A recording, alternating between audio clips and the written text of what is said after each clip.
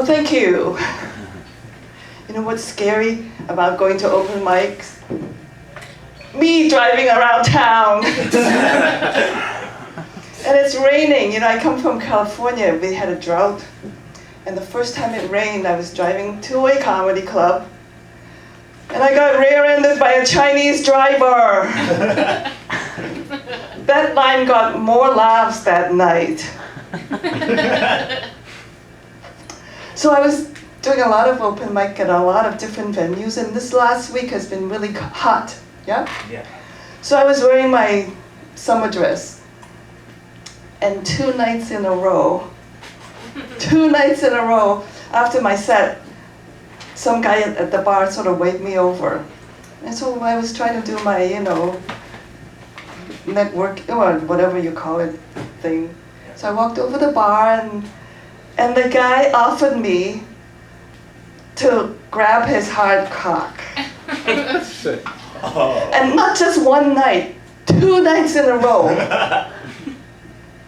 So what do I have to do? Do open mic, stop wearing dress and do open mic in a burqa?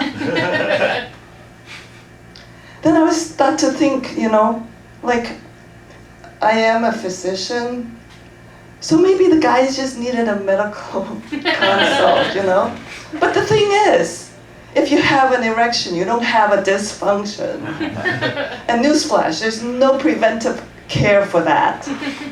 So when it's not broken, I'm sorry, I have nothing to offer. But then I was thinking, I came of age during the era of ERA. Do you guys still remember what ERA stand for? What's that? Equal Rights Amendment. Well, there's one R too many for my tongue, actually. But it's been 40 years. We haven't managed to be equal yet. No, and you know why? Because we women have a pair of X chromosomes. And you guys have a pair of XY chromosomes. And guess what? That Y chromosome is a little bit defective. It's like gazillion gigabytes shorter than the X, and is missing some codes. So, but then I was thinking, if you insist, I will give you an examination.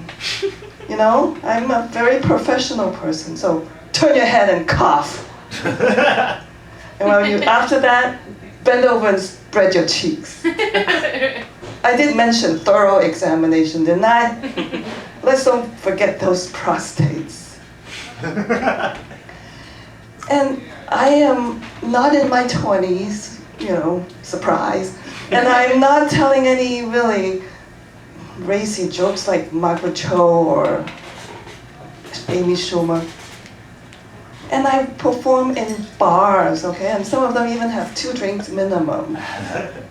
So if some guy if my act still gives some guy a rise, I'm proud.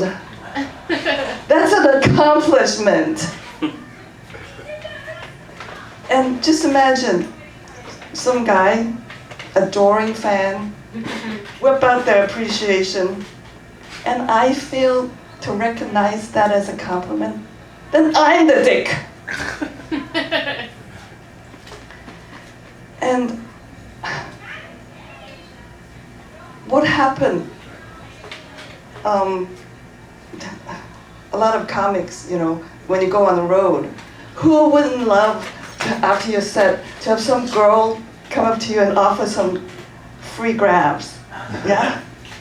And if I really believe in equal rights, I'm having a dream. I'm living a dream, right? Right, everybody? Agree with me there?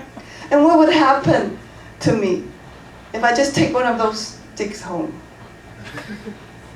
Oh, you prefer to be called Richard, I'm sorry. And you go by Peter? But I'm sorry, I don't do Johns. What would happen? What would happen? What would happen if I take one of them home? Besides STDs,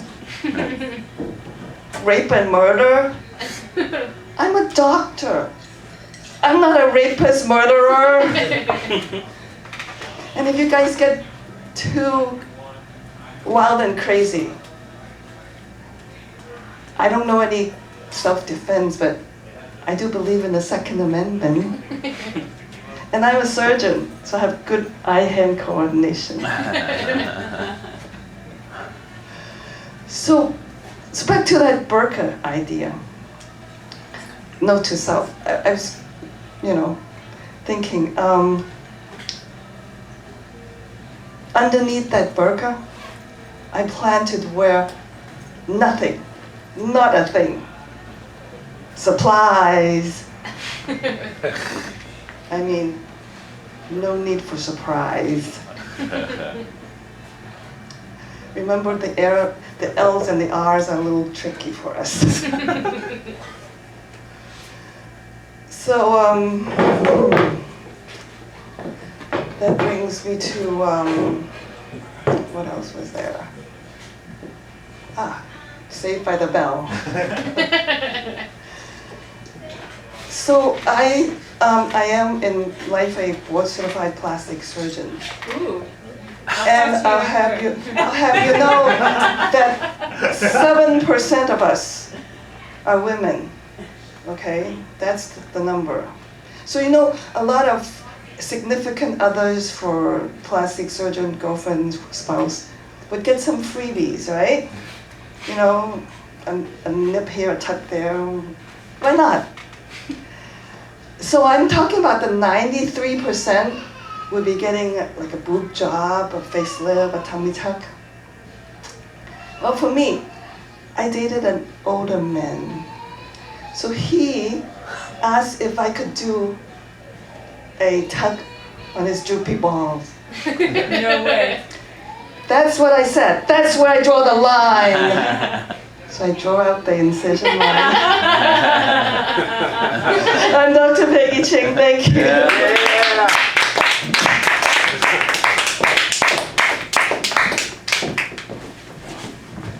Thank you, Peggy.